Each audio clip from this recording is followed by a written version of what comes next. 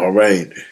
What I like to do in situations like this where there is a topic given, I would like to read to you and to show you and to reveal to you how I'm going to go, my intent and my goal.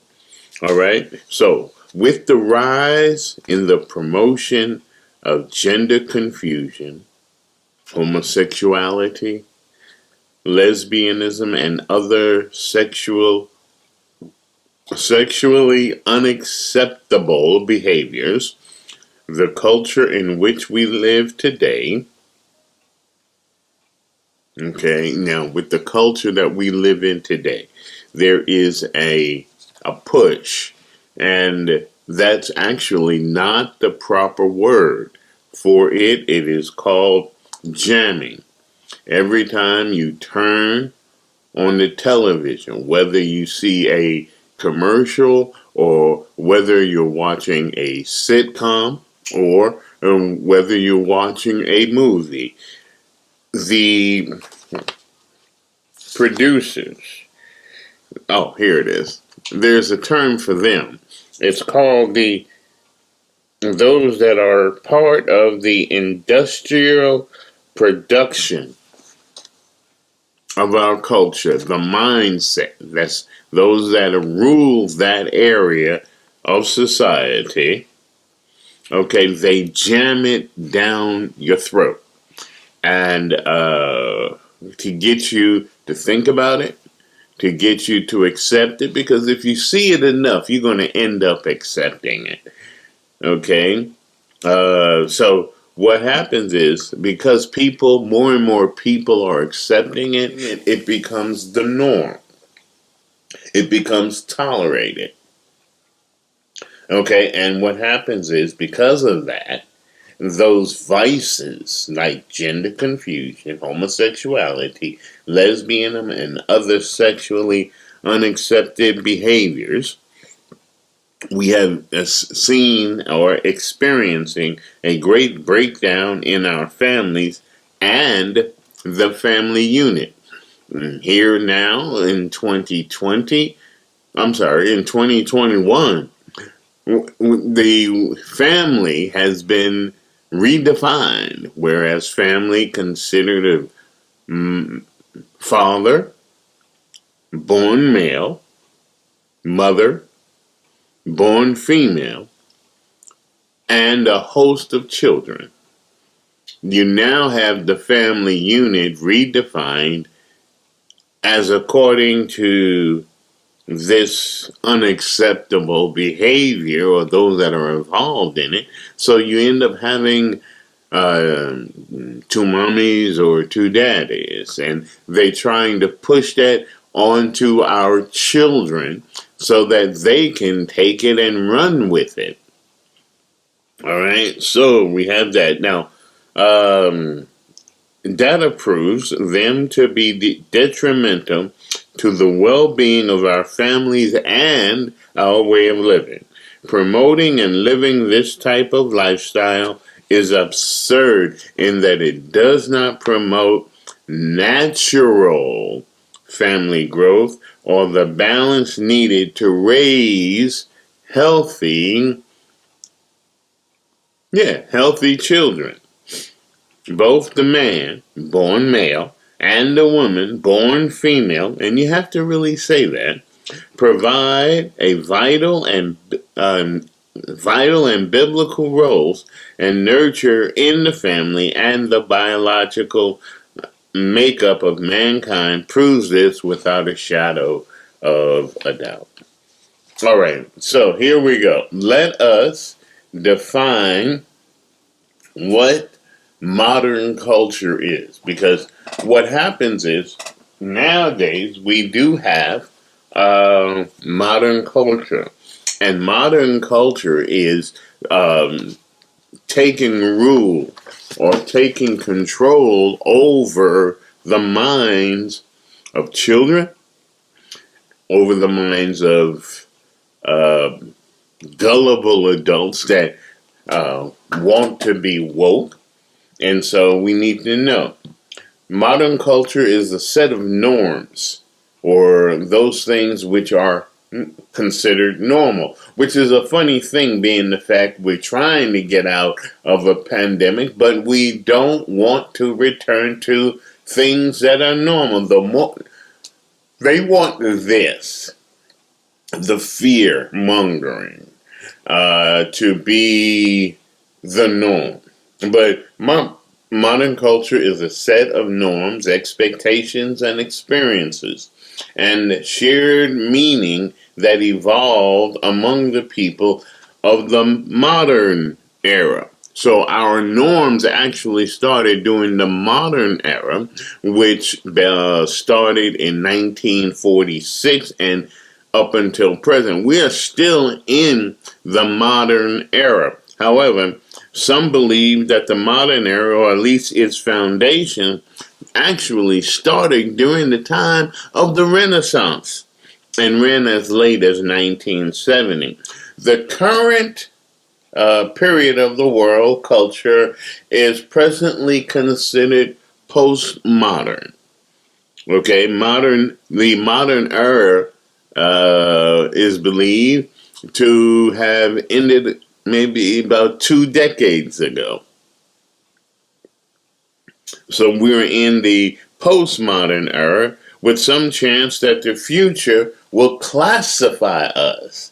We're doing all of this not to be labeled, or not we, but society in general is doing all the things that they are doing that they might be considered modern. They want to be included in the modern era and not the postmodern era. All right, now we're going to discuss the ingredients of the modern culture. What makes this culture stand out that separates itself from the other time periods? All right, the first ingredient that we have to look at is secularism. Now, it's interesting that that's the first ingredient. So you can picture me cooking, all right? And I have the ingredients over here, and in front of me is a bowl, all right? And my bowl is modern culture, and I'm going to add secularism into the bowl to begin making up a recipe of disaster, because that's exactly what's going to happen. Now, secularism is the first ingredient, and secularism, and that's a word that's being pushed a lot, but it's the separation of religion from other concerns, such as government and business. They want those that are pushing the modern culture. Okay, they definitely want God, especially the God of the Bible. They want Christianity out of the government. We are one nation under God. We are indivisible as long as we stay one nation under God. But they want to push God out. They want to push God out of business. They have already pushed God. When I say God, I'm not just talking any God. I'm talking about the God of the Bible. I'm talking about the Christian God, the God and Father of our Lord Jesus Christ. Let's get that straight. So I'm putting that in the bowl. They want to separate it. And it's quite interesting how they do it. They don't want us.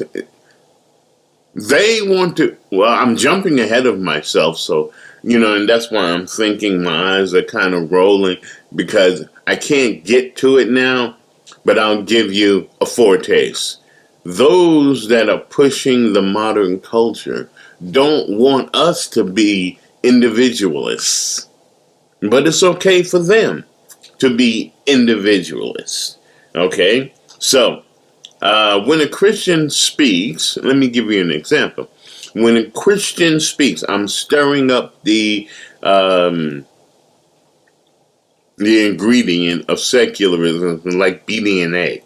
Okay, so when a Christian speaks against a particular political party or a particular candidate or a politician and is against popular beliefs and or decisions that are made that affect everybody, okay, then you're not involved in inclusion, you are actually separating yourself because of your beliefs, because of your Christian beliefs, then therefore you are ridiculed. That is a part of secularism.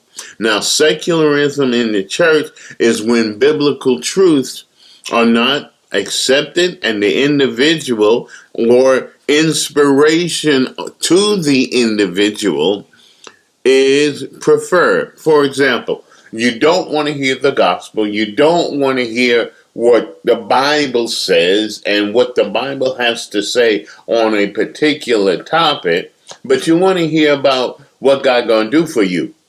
And you want to hear about how God gonna do, what God gonna do to your enemy. It's all about what God gonna do for you to make your life happy. Okay, that's secularism.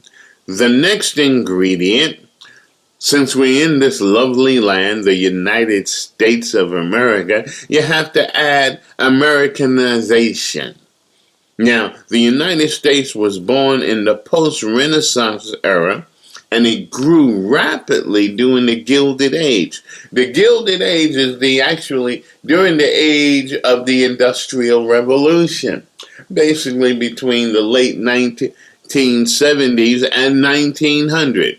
All right, to dominate the world economy and important industries such as the film industry. As such, American ideas and cultures began to spread on a global basis during this period. All right, we're talking about the film industry. That's like D.H. Griffin's movie. Actually, was one of the first movie motion pictures, black and white, no sound, about the birth of a nation. Okay, and it caused the general public to think a certain way, and it was the theme of the Democrat Party's militia, which is called the Ku Klux Klan. They loved it. All right. Now, this is the reason why Hollywood and several other medias has such an influence and a tight grip on modern culture as a whole. It is the Americanization. The actors and the actresses can easily sway a group of people to either favor something or loathe something. All right. Now, remember, just a few moments ago, I did not want to speak about individualism, but now we have to add the individualism. Individualism is the modern version of the phrase being woke. Yeah, regarding society and not an actual individual. Individualism, the ideology of individualism is not according to skin color. Okay, it's not according to race. Therefore, let me give you an equation. Let me take off the hat of being a cook and show you the idea of show you through demonstration of mathematics. Okay? Individualism equals enlightenment plus woke. And so what you have, because see, individualism, okay, is the modern version of being woke regarding society. It's the idea that the society as a whole can think for itself, doesn't need government. That's why it's difficult. It is not according to race, and therefore the equation again. Now, individual, get the actual individual out of the way, and let's deal with enlightenment. Now, the idea and I have it here, of enlightenment. It's like, what is enlightenment? Enlightenment is liberty, enlightenment is equality, and enlightenment is fraternity. These three things about enlightenment actually are life, liberty, and the pursuit of happiness. America took this from the French Revolution. It's quite interesting. You know, America is the youngest, and at the time, it's the youngest. It was the youngest nation, and at the time, it was very influenced by Europe, especially France, and they had their dictators from England. So, but they were looking at France more so because France was enlightened. During this Enlightenment period, anything goes.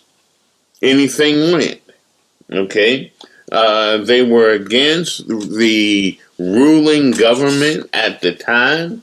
They believe in constitutionalism. Now, constitutionalism is what we believe in. We hold the Constitution dear. We cause people to stand and put their hand on the Bible and raise their right hand and swear that they will uphold the Constitution of the United States. Okay? All right, that's individualism. All right? So, both liberty and the pursuit of happiness relate to individualism. These values, born out of the French Revolution, came to define our modern culture, whereby people become more independent. And what do I mean by that? More people become independent. They have their own ideas and they live by their own rules and regulations and basically become an individual or individualistic. Individualism in the church, however, because what the society knows is like the church is like watercolor paper, and society is the watercolor. You put watercolors on a watercolor paper, you'll be able to watch it what's called bleed. And when the paint bleeds, it blends in. So the church is beginning to blend into the ideology of individualism, because there's a new way of thinking that has blended into the church, and it's called my way. Worshiping God according to my way. I worship the God, not the God of the Bible because I'm doing it my way, but I'm worshiping the God of my way. And the more you begin to hear people, you kind of wonder, where in the world they get that? They're doing this, but they're saying they like to do it their way. Now, this is actually, individualism is actually the beginning of the hatred of organized religion. The next ingredient that we want to talk about is anomie. Now, individualism puts a less constraint on the individual. Okay? And this is a carryover from the 1970s when people had the mantra of let it all hang out. And so, but it also provides them with less direction. They don't know where we're going, and automatic inclusion. There are no rules and there is no regulations in regards to anomie. All right? Hence the doctrine of inclusion in the church. Come as you are, stay as you are. Come on in as long as you can come in. You know, go up to the altar with what was called crocodile tears, cry a little bit, fall down, get back up, and you're still the same way. Okay? All right, where some individuals thrive in this environment, others are likely to feel lost and disconnected with a little sense of shared meaning. We're going to deal with that in a moment. This is known as anime, and it is a common feature in modern societies. All right, now comes something we've all heard, we grew up with, and especially people my age. It's called the generation gap. All right, we're going to add that to it. In the early part of the 20th century, the federal child labor laws changed childhood. Whereas the child, when they basically was able to walk on their own and do things on their own, they were put to they had to go to work to help support the family. But after World War I, or during the time period of 1916 and 1918, children working became less common, and there was an extension in American society. There was an extension of years of schooling became the norm. Okay. All right. So now this allowed the youth the free time to develop their own culture. It took a little bit. It took about 2 years, but that's not really a little bit when you're dealing with society. So it's kind of quick. So this allowed them to develop their own culture, leading to large generational gaps beginning in the 1920s, okay, where the young people experimented with music, experimented with fashion. Here's the danger. Experimented with lifestyles and values that differed from their parents. It changed everything. All right? Now, next ingredient is shared experience. Now, this shared experience is actually brought on by the broadcast media and films, allowed for shared experiences across millions, or given out to millions, and to some extent billions of people, depending on the time period in which you're talking about.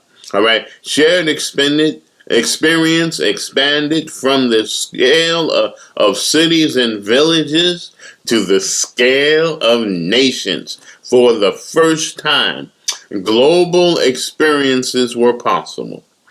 This is the method of how the media is able to control society, and they do it by emotions. This is why years ago I couldn't watch the news, because they have to have a human interest story. Now that is not news. They just want to appeal to the viewer's emotions. All right. Another aspect of the shared experience is that, and you can see it when you stand up and you fight for the life of the unborn, and you're really involved in it, and you read up on those things pertaining to the fight against abortion, and you see where here's this movie star and she's happy that she had an abortion. Who cares? But she's a movie star, so she has some clout. But who cares? That's her. She doesn't know me. She doesn't know the babies that are being saved, whose life is being spared. She doesn't know the mother. She's an actress. She's living in her own world. There are those that, just go by what Hollywood says. And then, here's something I don't get. It's the style of dress. When you watch, and I don't, when you watch the award shows. Why is it that they have to come to an award show in the outfits in which they wear, and then the local people, the little people, the average citizen tries to copy them? Okay? You're not a movie star. You don't live in Hollywood. In regards to the shared experience, Hollywood has a control over these young people and over people in general. All you got to do is get a movie out, and if that movie is Oscar bound, then everybody going to want to see it, and everyone, they'll take a character and try to be like him, try to dress like him. And that happened ever since Woody Allen's at Annie Hall. Everybody put the hat on, well, the women did, put that hat on a certain way and had the blouse and the sweater that looked like Annie Hall. And it carried on all the way. Growing up during Star Wars, everybody wanted to dress up in Halloween with Star Wars characters. Growing up further, you had the rock group Kiss.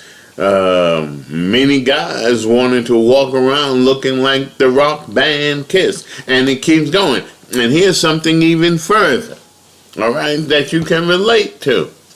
Wakanda, all right? The same thing. They were going to have a Wakanda service and so forth like that. All right, let's get back. Then we have mixed in the bowl, we're going back to that, is globalization. Now, this affects us in our pockets and how we are. Globalization and technologies such as the telegraph. We were able to contact somebody by having somebody, you hear that, tapping? Tap, tap, tap, tap. Then when the steamship's going, you have the telephone, which is funny, and the radio and the television, the airplane, and the computer network made the world feel much smaller. What's funny about the telephone is that there was a time in which you literally had to take your finger and dial the number. And if you messed up, maybe you dialed a 4 instead of a 5. And if you had to hang up the phone, pick up the phone, and dial it again. That's why, I remember my parents had to tell everybody to be quiet because they were dialing. They had to concentrate and make sure they didn't mess up. Okay, that's a little funny thing. There, you had the telephone, you had the radio, television. That's another funny thing. We are so old that our children would not know what to do if they had the television like we grew up with. The ones without the remote. The ones with the antennas. And how about that? The ones in which, for the most part, your father had to get up on the roof of the house and try to adjust the antenna. Oh, time has come a mighty long way. All right, global trade flourished. And large populations gained access to goods from every corner of the world. It did, all right? And travel and migration greatly increased such that it became increasingly common to have a direct experience from different national cultures. Now that's a good ingredient, kind of. Keep going. Adding pop culture. Pop culture, remember I talked about this in the beginning. Pop culture is the industrial production of culture at scale. Now what that means is it's controlled. Pop culture is control. There are people that's telling you what you should think, how you should act, what you should wear, what you should like, what you should not like, who you should like, who you should not like. The whole thing. Like, for example, the new thing in pop culture, if you ever turn on television and pay attention to the commercials tell you it's okay to be, here it is. Yeah, I'm jumping ahead. My mind is running.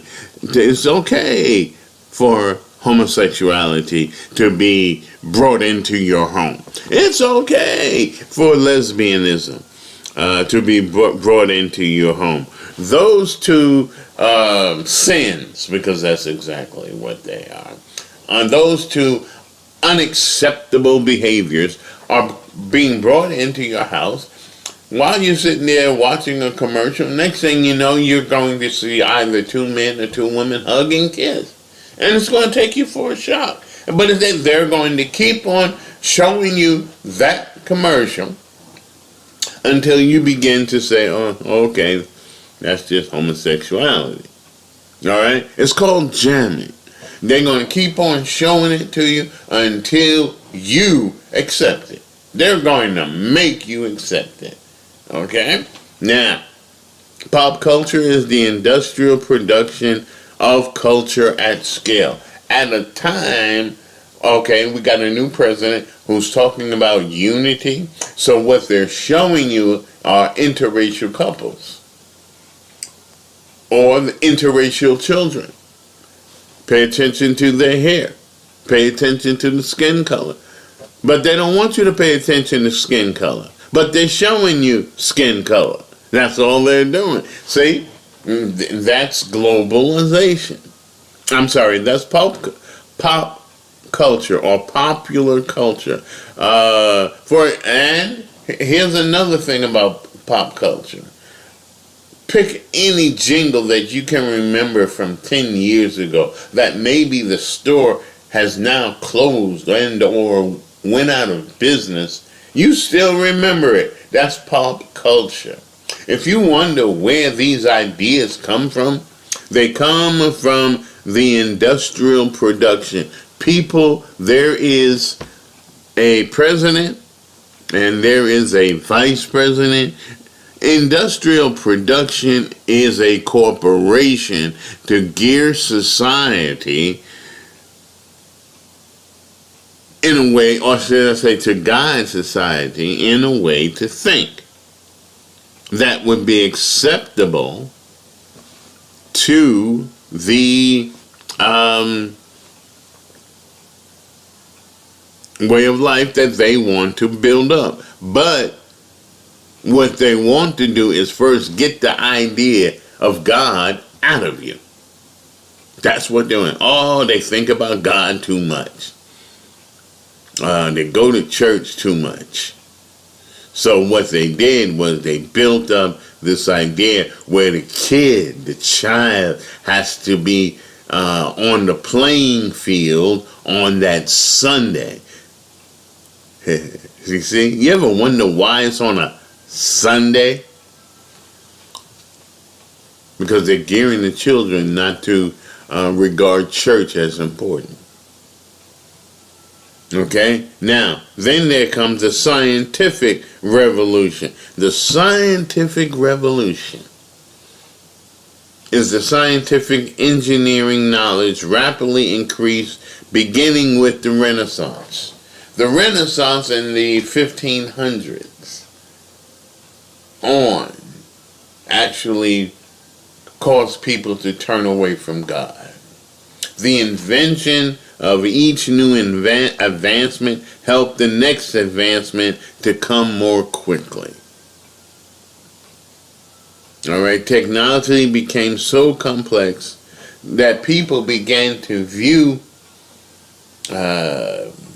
it much the way they viewed magic. So during the Renaissance, like 15 and the 1600s, they thought the invention was magic. Now this created both enthusiasm and dread as cultures, okay, grapple with the ever accelerating pace of change and new risks that technology brought. And we can go into all of that, but, next time. Then there is, and you've heard this word before, relativism. Relativism is a distant type of individualism and skepticism whereby one rejects the notion of universal truths in favor of the view that the individual subjective reality is the only thing that's real. Now this is funny because it's impossible. Now, if I took two of you, right, and I stood right in between there, facing you, whose reality am I in? Am I in the person on the right side? Because both people are looking at me. Am I in the reality of the person on the left? Or am I in both people's reality? Then, wait for it. Who are you? Or where are you at in regards to subjective reality? Do I see one person? Do I see two people? Is one person in my reality, or is two people in my reality? What do I do? Oh, I just created a conundrum in regards to subjective reality. All right, there are three people involved in one situation. Okay, so whose reality is what? Whose reality is right? Whose reality suddenly becomes an imagination? Whose reality is real? So you don't have a truth, and the other person has a truth, and then I have a truth. Okay? There are not three truths here. There's only one truth. The one truth is we're all looking at each other. Okay? And the reality is I'm standing in front of two people, and they are looking at me, and I'm looking at them. I have on a red tie with a black and white shirt, and they see that. I know it, they see it, they know it. Okay? So, but you can go so far and this has become accepted in society that each one of us has a reality. That's impossible. We all see the same thing. We see, unless you're colorblind, you see red as being red and green as being green. Okay? Alright. Subjective. Okay, this idea had some influence on the modern era, but is considered one of the defining features in the postmodern era. Remember Oprah? Remember her show? Dr. Phil and others like them speaking about your own reality. That's almost like the Twilight Zone, because I'm allowing you to be in my reality. That's an impossibility, because you cannot allow somebody to be in somebody else's reality. Okay, this challenges the basic assumption that people have a shared reality. Okay? Yes, you do. You have a shared reality. Actually, you don't even have a shared reality. There's only one reality. Because if you had a shared reality, that means one person has to be dominant to give up their reality and give it over to the individual. All right, and that didn't have a reality, and then that individual has to take that reality as their own.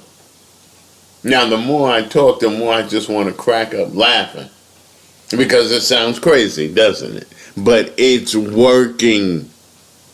Okay? Now,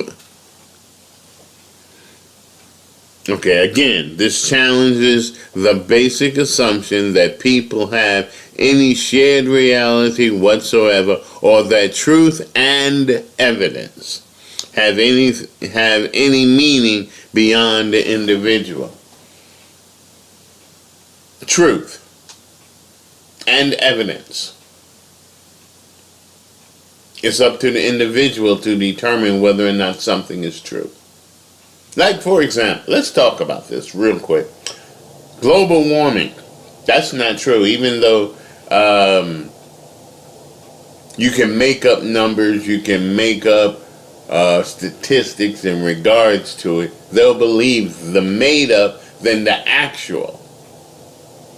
Because the earth or man is not responsible to global warming. If that's the case, then what happened in the 1800s when that volcano in Indonesia caused America to be caused the east coast of America to have a year-long winter?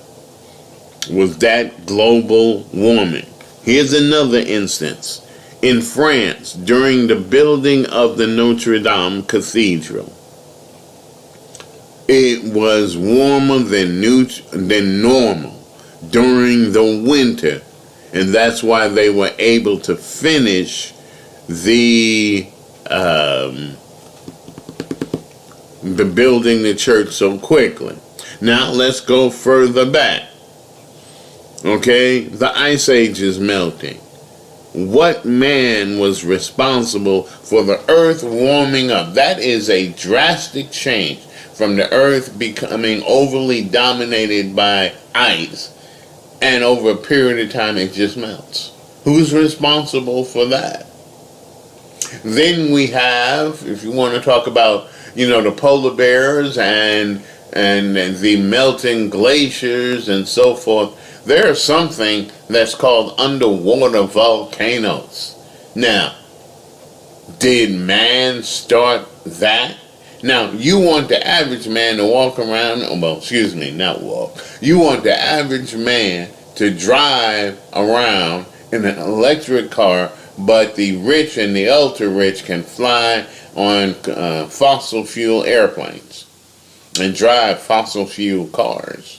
That's okay for them. You say nothing. But anyway, all right, this is where we are, and this is why we have to fight to save the biblical, natural construct of the family. There are means, there are methods in place to fight it, to get the church to stop preaching the Bible, to get everyone to believe that they can control their own reality. And the controlling of one's own reality can cause one, if they're simple-minded, and many people are, to believe that they're God, and they're in charge of their own lives. Then this absurdity of modern culture, and all of these ingredients cause the modern culture to take the road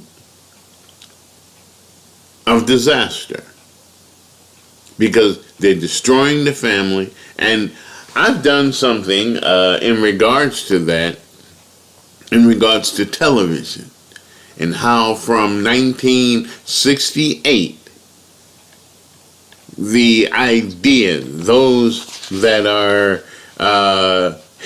in the industrial production of culture, what they did in regards to the black family, they changed it. They made it okay. And where it is, it's like a triangle or a funnel because they lined Lined it up with the LGBT community, but they did it for the demise of the Black American family. And it starts with the fact of the single mother, and then the first drag queen was Flip Wilson, and then it was Martin, and then it was shown on In Living Color, but they all made it funny. Okay, so we'll talk about that another time, but we've got to save the family from this mixture of ingredients of the modern culture. God bless you. May heaven smile upon you and give you peace. Again, I thank Apostle Quick for the opportunity to discuss these things, to let you be aware and how we must guard our truth, guard our minds, and guard us, our thinking, and keep our hand in the hand of the Lord. And remember Proverbs chapter 28, that righteousness exalts a nation, but sin is a reproach to any people.